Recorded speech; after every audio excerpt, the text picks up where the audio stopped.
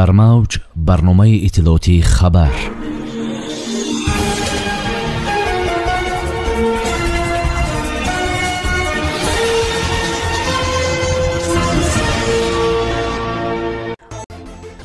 президенти ҷумҳурии тоҷикистон ба фаронса рафтанд. президенти ҷумҳурии тоҷикистон хонум ҳакаларо бинобар истихдомаш шодбош гуфтанду ҳамкориро баррасӣ намуданд. сомон маҳмадбеков дар сабқати порис қувваозмоӣ мекунад. дар суғд барои маҳбусони авфшуда ҷойи корӣ фароҳам меоранд. путин бо роҳбарони хадамоти истихборотии кишварҳои узви иттиҳоди давлатҳои мустақил мулоқот мекунад. матвиенко ба ҳимояти занони афғонистон даъват мекунад. асосгузори сулҳу ваҳдати миллӣ пешвои миллат президенти ҷумҳурии тоҷикистон муҳтарам эмомалӣ раҳмон баъди анҷоми боздид аз белгия ва мулоқот бо мақомдорони ин кишвар озими фаронса шуданд. ба иттилои дафтари матбуотии президенти мамлакат роҳбари давлат барои анҷоми сафари расмӣ аз брюссел ба фаронса рафтанд. сафари президенти мамлакат ба фаронса аз 12 то 14 октябр идома хоҳад ёфт.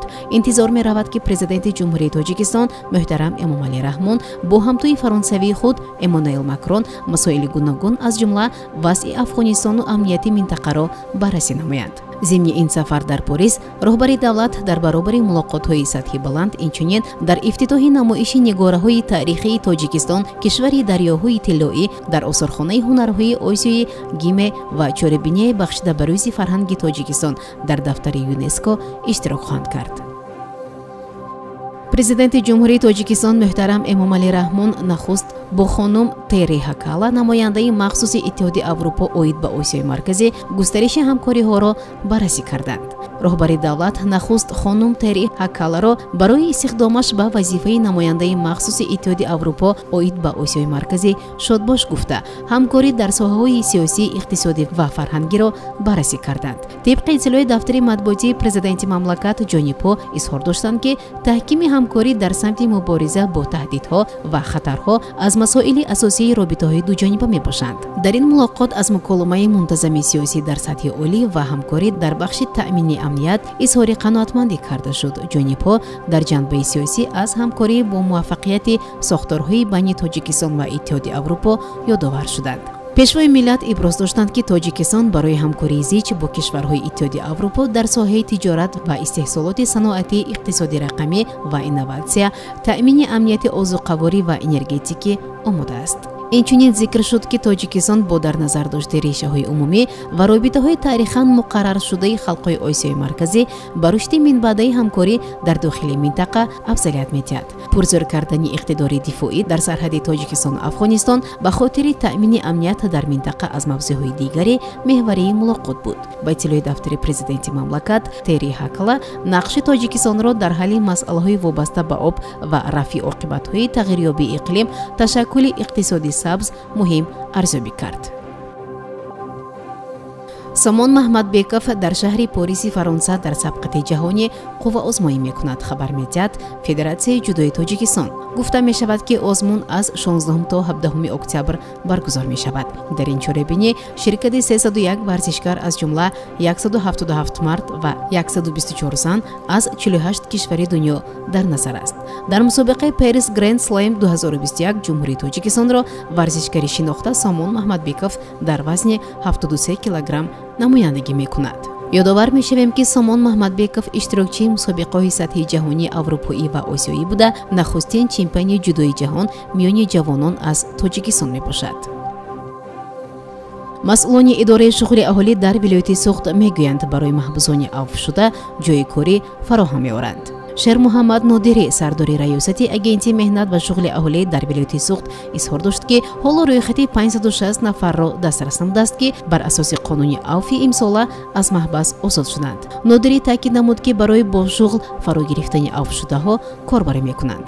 масъулини идораи шуғли аҳолӣ дар вилояти суғд мегӯянд ҷойи корӣ барои ашхоси бекор дар заминаи соҳаҳои хоҷагии манзилии коммуналӣ, роҳсозӣ, хизматрасонии нақлиёт ва ба ин монанд идораҳо фароҳам оварда мешавад ки аз 400 то беш аз 1600 сомонӣ маош доранд. инчунин дар марказҳои таълимӣ курсҳои кӯтоҳмуддати касбомӯзӣ ташкил карда мешавад.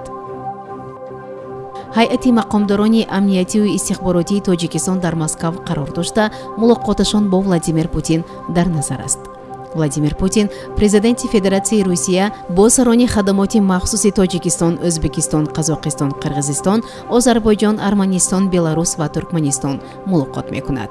Мулоқоти Путин бо роҳбарони хадамоти махсуси кишварҳои узви Иттиҳоди давлатҳои мустақил дар шакли видеоӣ баргузор мекардад, хабар медиҳад хадамоти матбуотии Кремл. Таъкид шудааст ки ҳайати мақомдорони амниятӣ барои иштирок дар ҷаласаи 17-уми мушовараи роҳбарони ниҳодҳои амниятӣ ва хадамоти истихборотии кишварҳои узви Иттиҳоди давлатҳои мустақил ба Москав меоянд.